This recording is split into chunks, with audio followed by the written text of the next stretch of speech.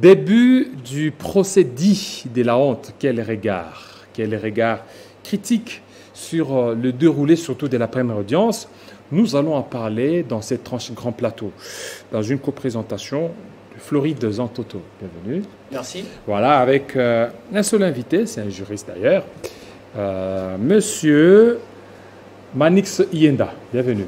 Merci beaucoup Jean-David Kilolo. Voilà, vous avez suivi la première audience avec Dieudonné Kalouba, très autoritaire on peut le dire, la manière de mener les débats. Est-ce que ça vous a convaincu, vous, en tant que juriste et aussi chercheur en droit constitutionnel?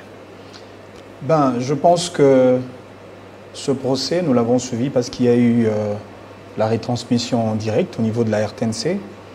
Et si j'ai accepté de répondre à ce rendez-vous, au-delà du fait que je sois un acteur politique, je suis aussi un chercheur en droit constitutionnel, juriste de surcroît.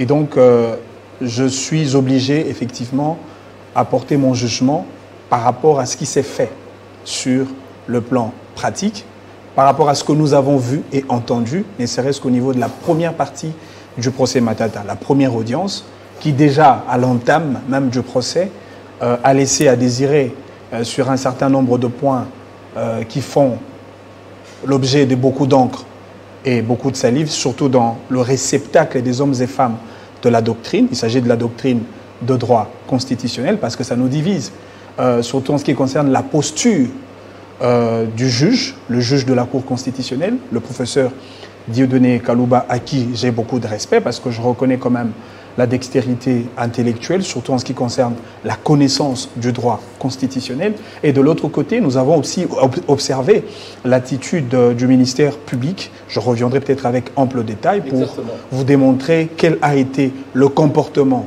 du juge, le comportement du ministère public, autant pour le comportement de partis qui étaient là pour représenter le prévenu. Je parle des avocats qui se sont comportés aussi de manière plus particulière qui a retenu notre attention en tant qu'homme scientifique. Mais avant d'y arriver, puisque vous avez suivi également la partie, la phase préjuridictionnelle, alors vous êtes parmi ceux qui estiment que les choses ne se sont pas faites en respectant le droit et qu'il y a eu beaucoup d'irrégularités. Alors qu'est-ce que vous avez relevé comme irrégularité dans cette phase-là? D'abord, il faut se rendre compte que nous sommes devant un procès pénal. Il s'agit d'un ancien président de la République, qui est aujourd'hui, disons, un ancien premier ministre de la République, M. Matata Ponyo, excusez-moi, parce que devant la Cour constitutionnelle, il y a deux personnalités qui sont déférables devant le juge de la Cour constitutionnelle. Deux seulement. Il s'agit à l'occurrence du président de la République, surtout pour des questions pénales. Il s'agit du président de la République en fonction et du Premier ministre en fonction. Mais vous allez vous rendre compte que dans ce procès, on s'est rendu compte qu'il y a eu de vices des procédures déjà au départ. À quel niveau? À quel niveau? Le plus ou la plus grande erreur que la Cour a réalisée dans la démarche et surtout au niveau de la phase préjuridictionnelle, c'est au niveau de la requête ou de la demande du procureur général près la Cour vers le Sénat, parce que c'est au procureur général près la Cour constitutionnelle qui avait demandé la levée des immunités de M. Matata comme sénateur. Alors que tous nous savons que la matière des immunités parlementaires, effectivement, est une matière qui relève justement de l'apanage de la Cour de cassation, qui du reste est le juge naturel de sénateur, comme ayant un statut, c'est comme ça qu'on parle de privilège de juridiction, un statut de celui qui doit être déférable à son juge naturel, qui est donc la Cour de cassation. Mais malheureusement, cette demande-là a été faite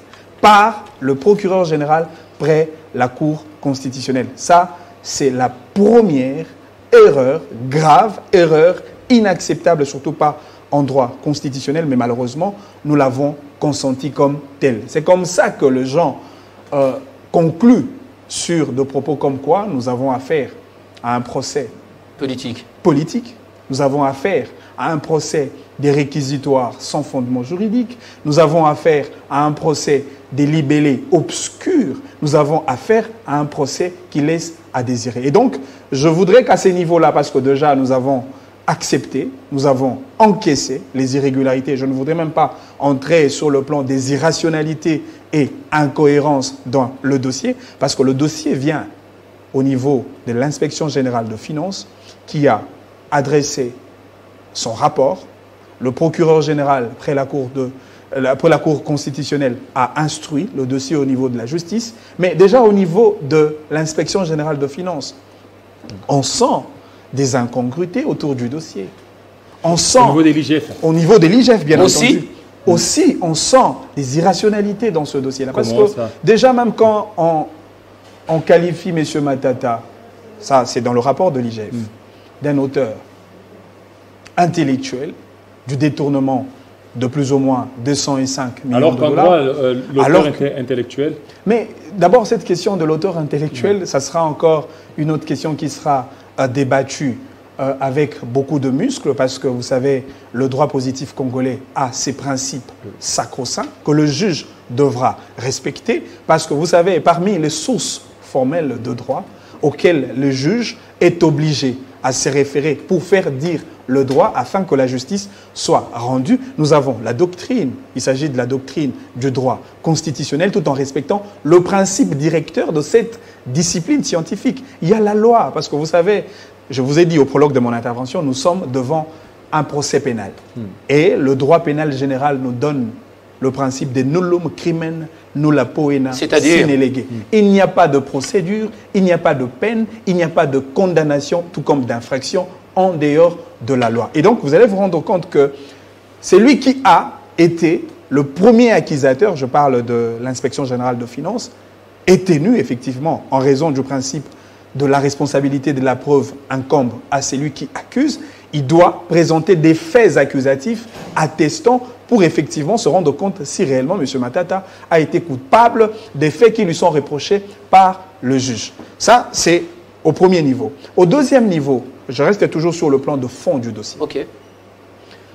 On veut imputer à M. Matata la responsabilité pénale, ce qui même justifie son apparition devant son juge naturel, son juge pénal, alors que dans le contrat qui engage, parce que lorsqu'on est dans un procès pénal, on ne joue pas sur la question des responsabilités pénales. Le contrat qui a existé entre l'État congolais, qui du reste a été signé par les 4 ministères de notre pays qui ont engagé l'État congolais face à l'entreprise, à la société sud-africaine Africom. Je parle du ministère de l'Industrie, le ministère de l'Agriculture, le ministère de Finances et le ministère de Portefeuille.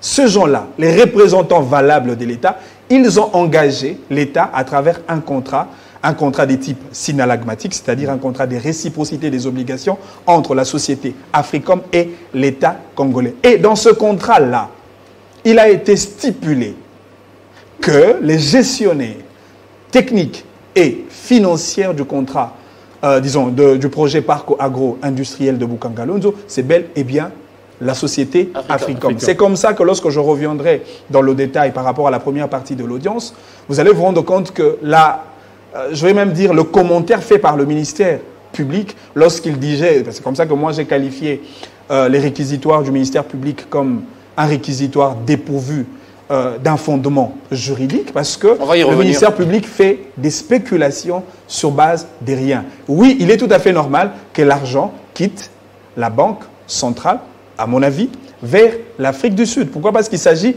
d'une société sud-africaine qui abrite ses comptes, bel et bien, dans n'importe quelle banque, surtout naturellement dans des banques sud-africaines. Et donc, cela ne peut pas justifier... Ça ne pose aucun problème. L'intention de pouvoir détourner l'argent à ce niveau-là. Okay. Alors oui, moi ma question c'est celle de savoir, c'est également des juristes qui se posent ces questions-là, puisque vous avez dit que le juge pénal, la Cour constitutionnelle et le juge pénal seul du président de la République. En fonction. Et du Premier ministre en fonction, c'est cela. Oui, effectivement. Matata Ponyo n'est pas en fonction, mais vos amis évoquent un principe de cristallisation de faits. Qu'est-ce que cela veut dire? Non, mais on pour justifier la présence de Matata là-bas. Non, mais on ne peut pas à ce stade parler du principe des cristallisations de faits. Pourquoi? Parce que le principe des cristallisations de faits infractionnels, bien entendu, s'atteste du moment où l'infraction a été commise. Alors qu'ici, nous sommes face à une infraction qui doit être définie dans le temps et dans l'espace, et surtout par rapport à la personne qui a commis cette infraction-là. Et donc, lorsque la Constitution déjà, parce que la Constitution a posé des grands principes, et déjà, vous savez, en droit administratif, on parle de compétences, on est d'attribution. On ne peut pas s'octroyer le privilège de juger quelqu'un sur base de rien. Je vous ai parlé du principe de base, les nullum crimen nulla poena sine lege. Vous ne pouvez pas, en tant que juge, condamner quelqu'un en dehors de la loi. Vous ne pouvez pas utiliser un moyen des procédures, surtout que nous avons tout un droit positif congolais qui détermine les procédures en ce qui concerne les procédures civiles, autant pour les procédures pénales. Et donc, il faudrait que le juge reste dans les impératifs de la loi. Et la Constitution, qui est la loi mère, parle de Premier ministre comme justiciable devant la Cour constitutionnelle, mais il s'agit d'un Premier ministre en fonction. Donc, pourquoi? Le principe de la cristallisation des peines. Non, mais ça n'a aucun sens. Pourquoi? Parce que parce que le constituant vise, vous savez, quand on veut interpréter la Constitution, il est vrai, on parle de l'interprétation authentique et non authentique, parce qu'il y a deux hommes et femmes de droit qui quand même arrivent à interpréter les dispositions de la Constitution. Mais attention, lorsqu'on veut faire de l'interprétation de dispositions de la Constitution, il ne faudrait pas s'arrêter à ce qu'on appelle de l'interprétation littérale. Comprendre la Constitution parce qu'elle a été écrite en français. Non, la Constitution a un esprit, a une âme. Et c'est quoi l'âme du constituant dans cette disposition-là? Oui. Parce que le constituant voudrait protéger le patrimoine étatique face aux abus qui peuvent être commis par le Premier ministre en exercice. Okay. Et par conséquent, le constituant protège l'État. Et de l'autre côté aussi, le constituant protège les parlements, qui est une institution dans laquelle est ressorti le Premier ministre. Surtout, on parle du Premier ministre qui doit être issu de la majorité au Parlement. Exact. Tout ça là, ça explique effectivement les régimes semi-parlementaires confectionnés par le desiderata du constituant de notre loi fondamentale de 2006. Et donc, ici, ce que visent les constituants, c'est d'arrêter la monarchie qui peut être diligentée par le Premier ministre en exercice. Parce que la conséquence, lorsque le Premier ministre en exercice est condamné par son juge naturel, la conséquence logique, c'est la déchéance de ses fonctions. C'est ce que vise le constituant. Ici, c'est ça l'esprit. C'est ça même l'esprit. Or, ici, on a affaire à celui qui n'exerce pas des fonctions. Ces fonctions-là de Premier ministre. Alors, admettons qu'il a été condamné. Quelle serait la conséquence en termes de déchéance des fonctions? Et donc, on se rend compte qu'il y a manque de logique, il y a manque d'orthodoxie intellectuelle, surtout pas d'orthodoxie juridique sur cette question-là. C'est comme ça que nous disons, il est vrai que M. Matata peut être jugé, parce qu'il n'est pas exempté, parce qu'on dit quand même que nul n'est censé ignorer la loi, personne n'est au-dessus de la loi. Tout le monde peut être jugé, mais à condition qu'il soit jugé selon le prescrit et les règles de droit positif congolais. Voilà, alors on va suivre d'abord la première vidéo, vous allez commenter après. La manière de mener les débats par Dieudonné Kalouba.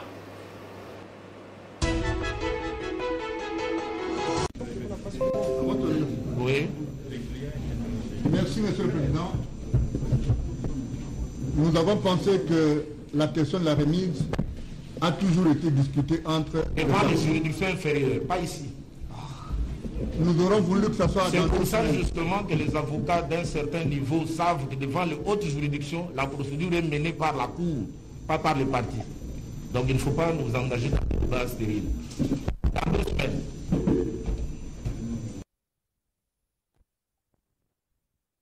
Voilà, les avocats d'un certain niveau.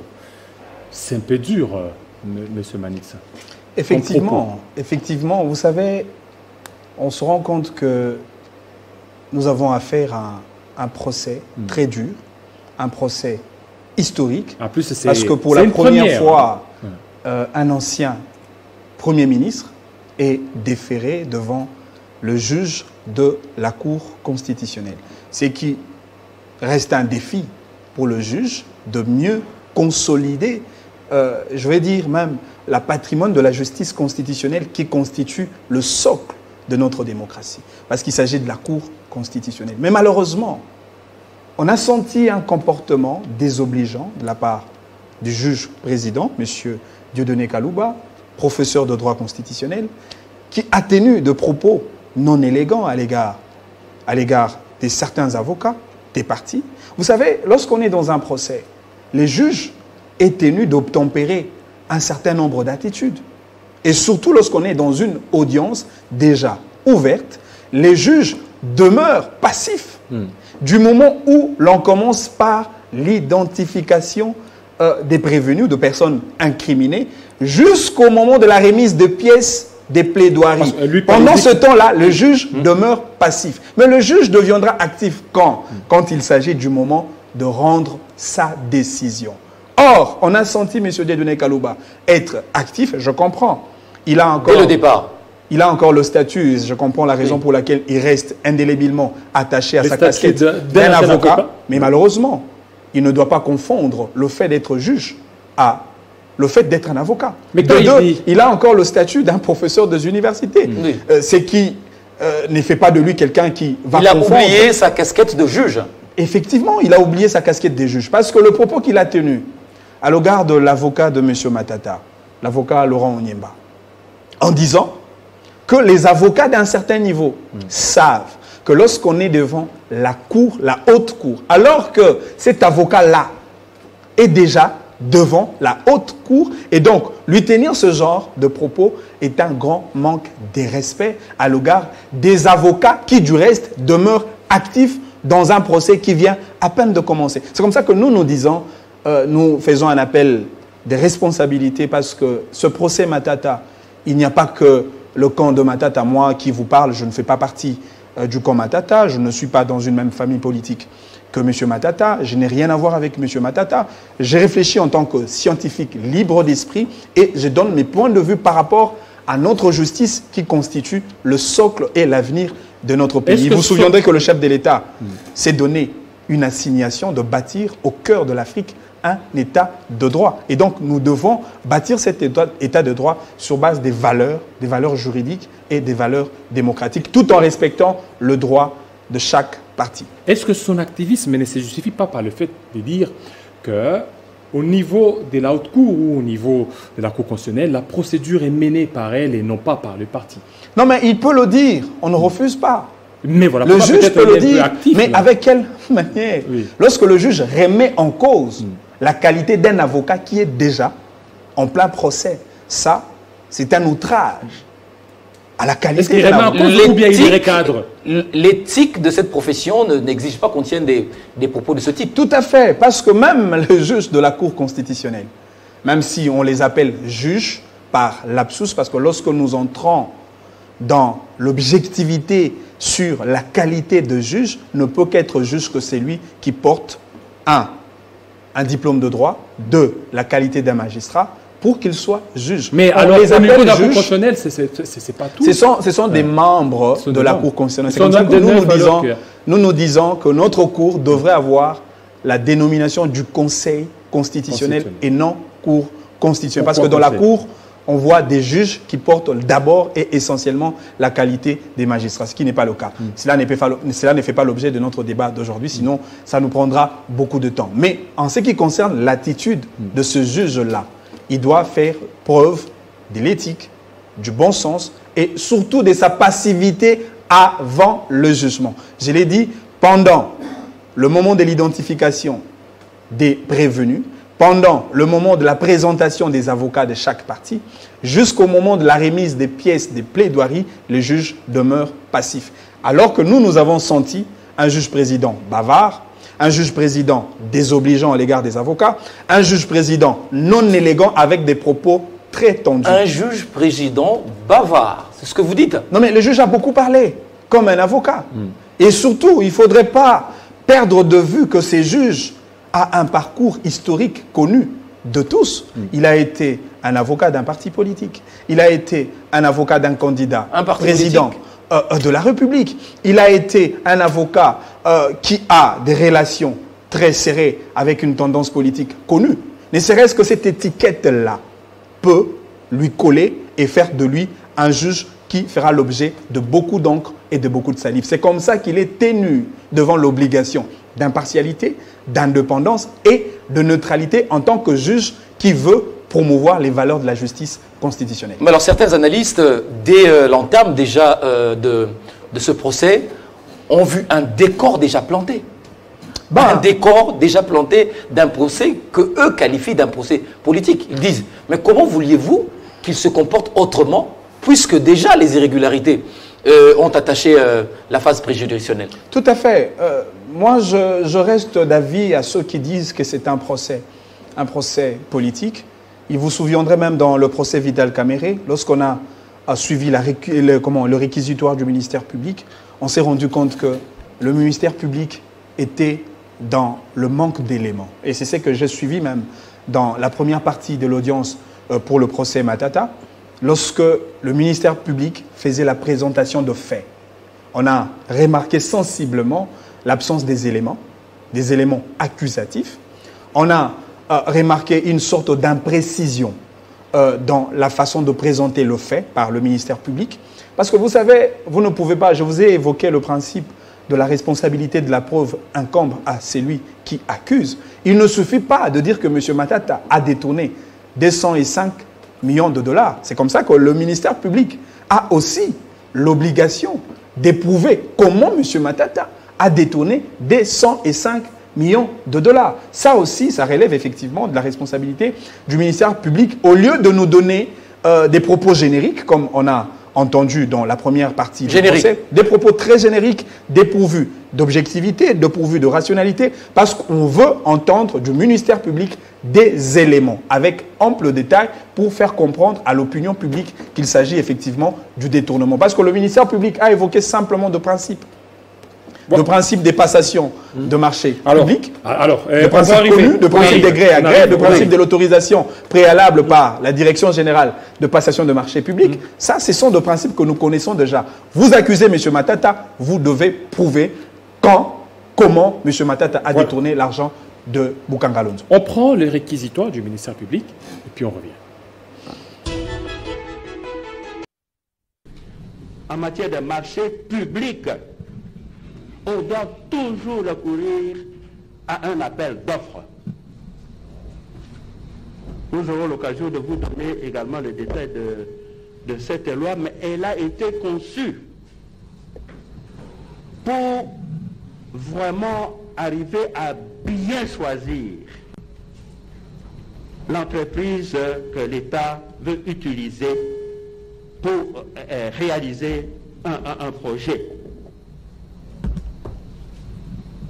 Monsieur Matata, Premier ministre, a bafoué la loi et a préféré, dans une affaire aussi importante où l'État devait engloutir des centaines de millions de dollars, il a recouru à la procédure de gré à gré. Voilà, c'est ce que vous étiez en train de dire. Tout à fait. Là, que les réquisitoires du ministère public, c'est juste, ils ont juste allégué. Alors, comment vous aviez jugé cela? Et puis ils ont dit, il a bafoué la loi par rapport à la passation de marché qui, au lieu d'être de marché, alors lui, il a parlé de marché des gré à gré. Gré à gré. Alors j'aimerais compléter la question de Kilolo. Alors, quand on suit le ministère public, et également les analystes politiques, le débat sur les réseaux sociaux, on a comme l'impression, on donne l'impression que le gré à gré est illégal. Est-ce que le gré à gré, la procédure du gré à gré est reconnue par les lois congolaises? Effectivement, vous devez savoir d'abord que le ministère public a présenté une posture de quelqu'un qui continue l'enquête pendant l'instruction. Ah bon? Ça, c'est l'impression qu'il a donnée et je pense que c'est quand même très déplorable.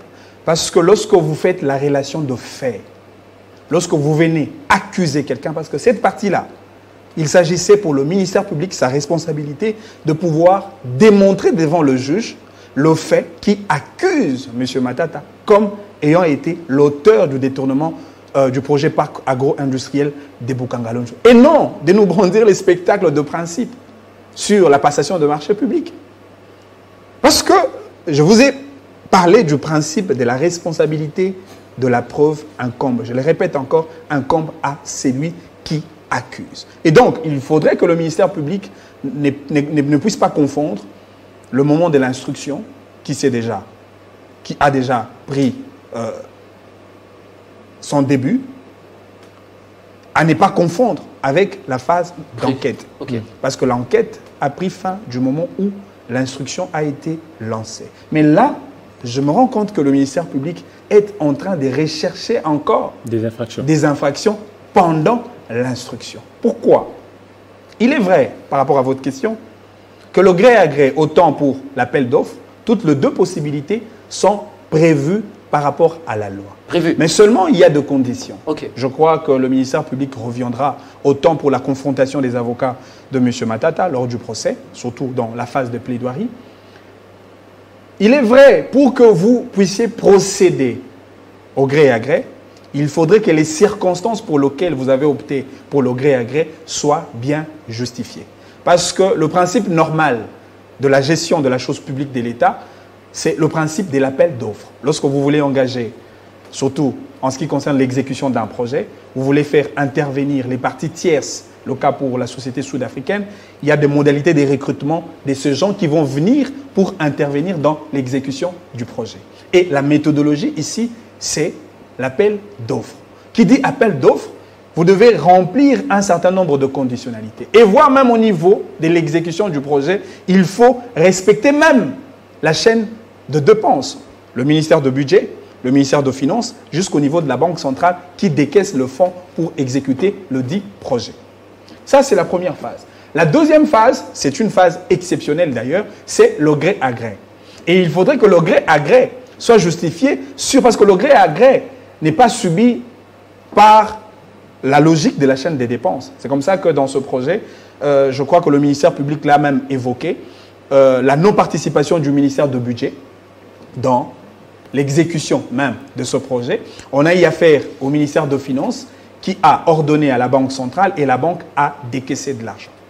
Ce qui justifie cette circonstance particulière poussant les exécutants de ce projet à opter pour la méthode de gré à gré. Mais attention, même lorsque vous optez pour le gré à gré, il y a une condition majeure. Il faut commencer préalablement par demander l'autorisation par la Direction générale de passation de marché public. C'est celui qui donne le cutus avant de pouvoir opter pour le gré à gré. Et donc, je pense que les avocats de M. Matata, autant pour les avocats de M. Kitebi, vont devoir effectivement faire le contre-argument par rapport aux allégations faites par les ministères de justice, le ministère public. Et nous aurons à voir effectivement la véracité dans ce dossier pour voir à quelle mesure on peut endosser la responsabilité pénale sur M. Matata ou encore M. Kitebi. Et donc, dans cette phase, on attend, mais malheureusement, le ministère public est resté sur de propos génériques sans puiser. Alors, au regard de votre argumentaire, dire que M. Matata n'a pas respecté la loi en optant pour le gré à gré, c'est faux. C'est faux. C'est faux parce que le gré à gré est légal. Je viens de le démontrer. Nous avons deux possibilités pour la passation de marché public. Oui. L'appel d'offres et le gré à gré. Si M. Matata a opté pour le gré à gré, il ne faut pas dire que M. Matata a bafoué la loi. Ça justifie ce que j'ai dit au début, des simples spéculations. Il s'agit d'un réquisitoire dépourvu d'un fondement. Il aurait peut-être posé la question de savoir qu'est-ce qui a justifié M. Matata de recourir au gré à gré. Justement, ça c'est une question fondamentale. C'est comme ça que je vous ai dit, les avocats de M. Matata vont devoir faire le contre-argument pour justifier les circonstances pour lesquelles M. Matata ou encore les exécutants du projet ont opté pour le gré à gré et non l'appel d'offres.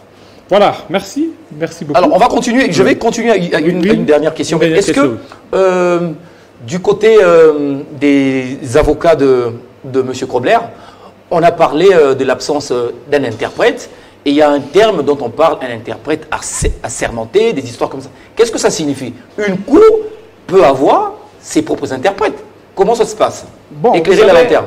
La Cour constitutionnelle, déjà que le juge a fait mention de la haute cour, ce qui justifie la qualité sur le plan de l'administration de la Cour. L'organisation. L'organisation. La Cour doit avoir justement des interprètes pour relayer certains prévenus ou certaines parties qui n'ont pas disposé d'un interprète pour faire marcher la justice à ce niveau-là. Mais malheureusement, on a remarqué que la Cour n'avait pas d'interprète. Mais seulement, il faudrait aussi revenir un tout petit peu sur le comportement des parties. Parce que dans cette première partie du procès, je pense que les responsabilités sont partagées. Je vous ai parlé de la responsabilité du juge.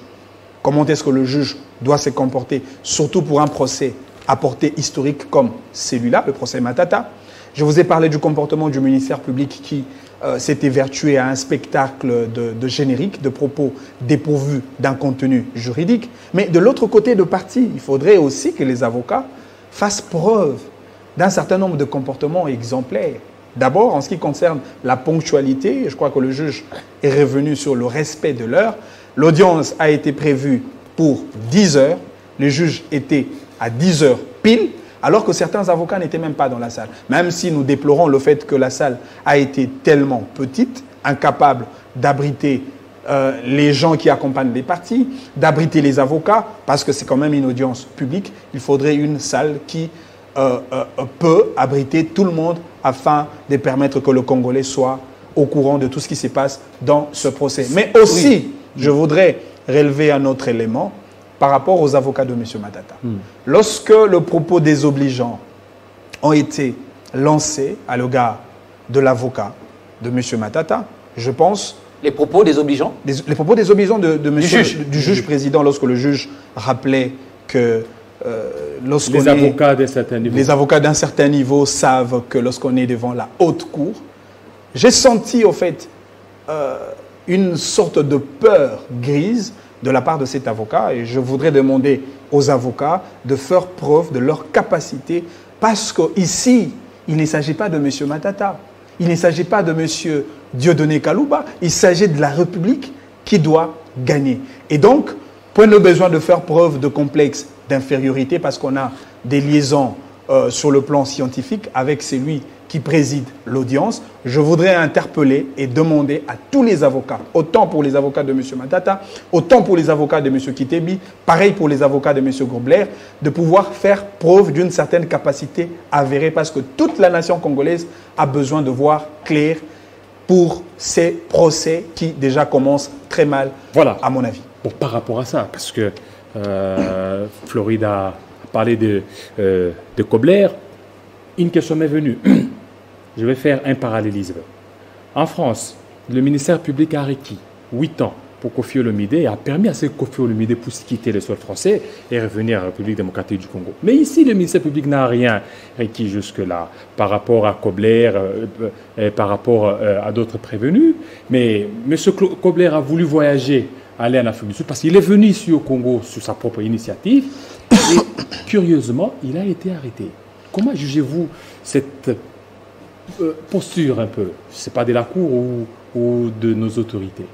Bon, moi je pense que la rigueur de la justice à un certain niveau ne se justifie pas. Ce n'est pas un excès, ça. Parce que, vous savez, lorsqu'on veut imputer une responsabilité pénale à quelqu'un, il faut réunir tous les éléments nécessaires.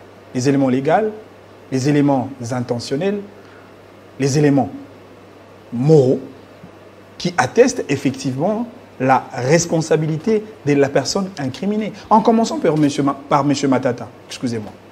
M. Matata, lorsqu'il a été à l'étranger, c'est à ce moment-là que le dossier lui a été transmis, l'appel de la justice. Par sa bonne volonté, c'est ce qui justifie effectivement l'intention positive de la personne incriminée. Il est revenu au pays pour répondre à l'appel de la justice. Et donc, la justice, face à une telle personne, doit avoir un comportement, je dirais un comportement équilibré. Autant pour M. Grobler, c'est un chef d'entreprise. Il est venu de son gré, par sa propre volonté. Je pense, ne serait-ce que sur ce point-là, la justice devrait quand même être tolérante et équilibrée pour ne pas exprimer une sorte d'acharnement. Et cela montre qu'il y a déjà quelque chose. Effectivement, c'est comme ça que les gens qualifient ce procès d'un procès tout à fait politique.